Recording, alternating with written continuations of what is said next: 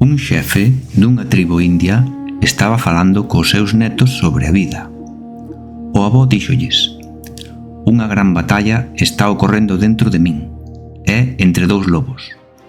Un dos lobos é maldade, temor, ira, envexa, dor, rancor, avaricia, arrogancia, culpa, resentimento, inferioridade, mentiras, orgullo, egolatría, competencia e superioridade. O outro lobo é bondade, alegría, paz, amor, esperanza, tranquilidade, humildade, dozura, xenerosidade, benevolencia, amizade, empatía, verdade, compaixón e fe.